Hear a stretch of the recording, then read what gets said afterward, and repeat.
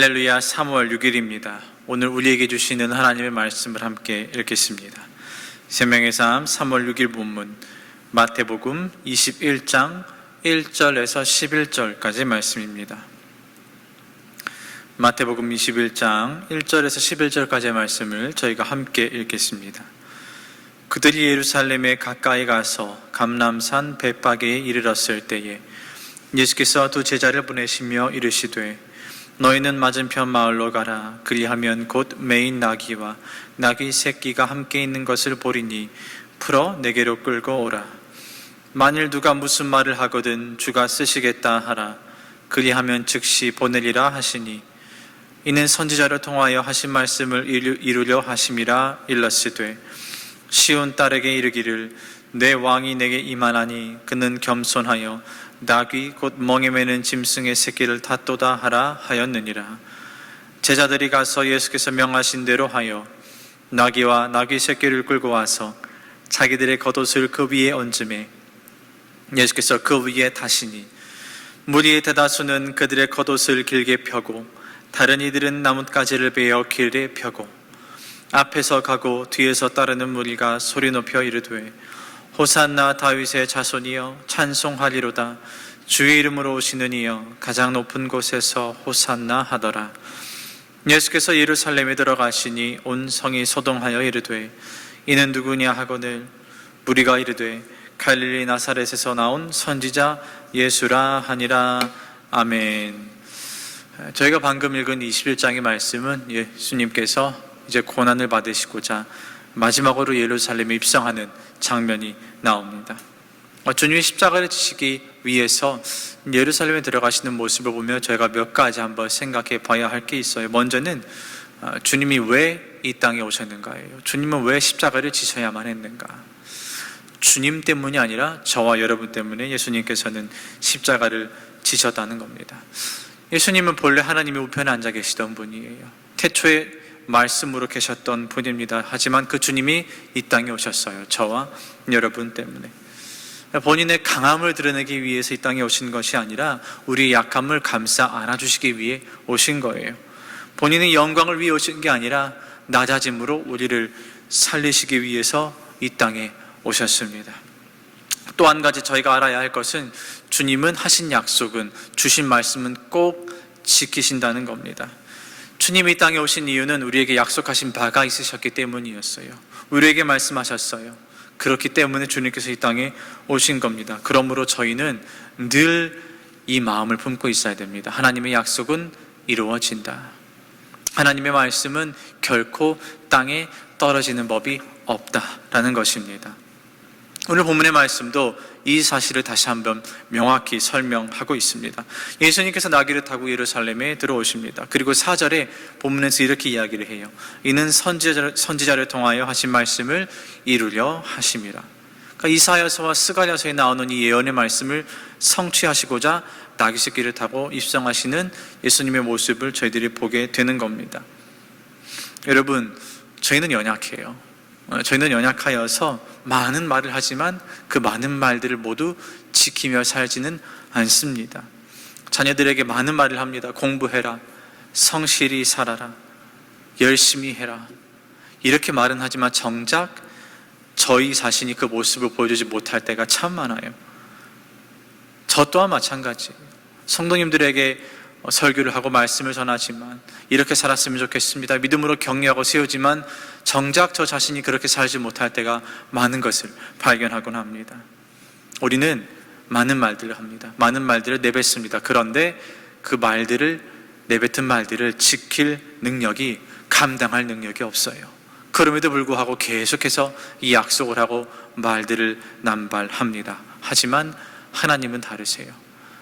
저희는 내뱉은 말을 지킬 능력이 없지만 하나님께서는 우리에게 주신 말씀을 지키실, 책임지실 능력이 있으신 분이에요. 그리고 예수님을 통하여서 그걸 증명해 주셨어요. 그러면서 주님은 영광의 자리가 아니라 고난의 자리로, 멸류관의 자리가 아니라 십자가의 자리로 나오시게 된 겁니다. 그 말씀을 지키시기 위해서. 우리에게 주신 그 말씀을 위해서 예수님이 땅에 오셨습니다. 그리고 예수님께서는 지금 그 몸소 말씀하신 것을 지키시고자 예루살렘에 입성하심으로 그 고난의 첫 걸음을 뛰시는 것을 저희가 말씀을 통해 발견하게 되는 것입니다. 자, 그런데 중요한 것은 예수님은 이런 심정으로 예루살렘에 입성하시는데 제자들은 어떨까요? 제자들은 예수님의 마음을 모릅니다.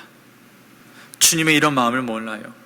주님의 나귀 새끼를 타시고 예루살렘에 입성하시고자 하자 제자들이 그 나귀 새끼 위에 자신들의 겉옷을 얹습니다. 이것은 존경과 예우의 표시예요. 그러니까 존귀한 사람이 탈 때 그 사람이 어떤 성에 입성할 때에 보여줄 수 있는 표시입니다. 제자들은 주님이 예루살렘에 입성하시면서 환호를 받게 되는 것을 듣고 보게 됩니다. 그 제자들이 그 당나귀를 끌고 가고 있겠죠. 제자들이 예수님을 둘러싸면서 에워싸면서 예루살렘 거리를 그 대로를 걸어갑니다. 무슨 생각을 하고 있을까요? 아직 예수님이 왕이 되실 날만 남았다. 우리 인생의 흙길이 꽃길로 변하는구나, 이런 생각을 했을 겁니다. 제자들은 주님이 지셔야 할 십자가를 몰라요. 알아도 관심이 없는 겁니다. 그러니까 사람들의 환호를 받으시니까 덩달아 자신들 또한 무언가 된 것 마냥 기뻐하는 거예요. 주님은 이전에 분명히 받게 되실 고난을 말씀하셨습니다. 그런데 제자들이 받아들이지 않습니다. 제자들의 생각에는 이제 주님이 예루살렘에 들어가시면 이스라엘을 회복시키시겠구나, 그러니까 영적인 회복이 아니라 로마의 압제로부터 회복이 있겠구나, 구원하시겠구나, 이 생각을 가지고 있었습니다. 다시 말하자면 제자들은 고난이 아닌 영광만 바랬던 겁니다. 이 제자들의 모습을 보며 저희들이 생각해 봐야 할 게 있습니다. 여러분, 고난이 있어야 영광이 있는 법이에요. 그리고 십자가가 있어야 면류관이 있는 법입니다. 이게 예수님의 방식이에요. 예수님이 먼저 가신 길, 예수님이 먼저 저와 여러분에게 보여주신 길입니다. 우리 인생길에 고난이 많습니다. 이제껏 고난을 경험하지 못했다면 앞으로 닥칠 고난이 있습니다. 그리스도인으로서 십자가를 지고 걸어야 할 순간들이 정말 많아요. 그런데 기억해야 할 것은, 저와 여러분이 늘 기억해야 할 것은 고난 끝에 영광이 있다는 사실입니다. 이 십자가를 잘 지고 가서 그 고난을 잘 견디고 나서 예수님 앞에 섰을 때 십자가를 내려놓고 비로소 예수님이 씌워주시는 면류관을 저희들이 받게 될 수 있다는 겁니다. 고난 끝에 영광이, 십자가 끝에 면류관이, 이 사실이 저와 여러분에게 큰 격려가 되고 도전이 될 수 있기를 주님의 이름으로 축복합니다. 자, 예루살렘에 예수님께서 입성하셨습니다. 자, 그러자 어떤 일이 일어납니까? 큰 소란이 일어납니다. 사람들이 소리 지르는 거예요. 호산나 호산나, 다윗의 자손이여 찬송하리로다, 호산나. 한켠에서는 예수님을 환호합니다. 예수님께 호산나 호산나 외치는 거예요. 자, 그런데 11절을 보십시오. 11절에 보면 또 다른 한켠에서는 다른 반응이 나와요. 나사렛에서 나온 선지자 예수라고 사람들이 말합니다. 그러니까 이미 이 일이 있기 전에 예수님께서 사람들이 나를 누구라고 생각하느냐 제자들에게 물었을 때 제자들이, 많은 사람들이 예수님을 보고 세례 요한이다, 엘리야다, 그런 사람들과 같은 선지자 중 한 명이다 라고 생각합니다, 이야기했어요. 그러자 예수님께서 제자들에게 물으셨습니다. 자, 그렇다면 너희는 나를 누구라고 생각하느냐? 그러자 베드로가 주님은 그리스도시요 살아계신 하나님의 아들입니다 고백하였어요. 그러니까 누구에게는 그리스도, 호산나, 다윗의 자손이 되는 거고, 또 누구에게는 여러 능력 있는 사람 중 한 명이 되는 거예요. 믿음에 있고 또 믿음에 없고의 차이가 여기에 있습니다. 믿음 없는 사람은 예수님을 만나도 그냥 여러 능력 있는 사람들 중 한 명인 거예요. 다를 게 없어요. 특별하지 않습니다. 유일한 분이 아니에요. 자, 그런데 믿음의 사람은 다른 겁니다. 믿음의 사람은 주님을 만나면 그리스도시요 살아계신 하나님의 아들이라고 고백할 수 있게 되는 것입니다. 다윗의 자손 호산나, 나를 구원하실 예수님 고백할 수 있게 되는 겁니다. 여러분, 믿음의 사람은 예수님이 누구인지 정확히를 알아요. 왜냐하면 나의 주인이 누구인지 정확히 알기 때문이에요. 종은 종의 주인이 누구인지 압니다. 믿음의 사람은 믿음의 종이에요. 예수님의 종이에요. 예수님의 종은 예수님, 그 주인이 누구인지 정확히 아는 법입니다. 그 주님이 아무리 연약한 나귀 새끼를 타고 와도, 볼품이 없어 보여도, 아무리 나약한 인간이 되어서 저 십자가를 지고 손과 발에 못 박혀 죽으심을 당한다 할지라도 종은 주인을 알아보는 법입니다. 주님의 본질을 알아요. 하나님이신 것을 아는 거예요. 이게 믿음의 사람의 특징입니다. 예수님의 겉모습이 아무리 나약해 보여도 그 본질이 하나님인 것을 정확히 꿰뚫어 보는 법입니다. 오늘 본문의 말씀은 다시 한번 이 사실을 저희들에게 일깨워주고 있습니다. 주님은 우리에게 누구신가?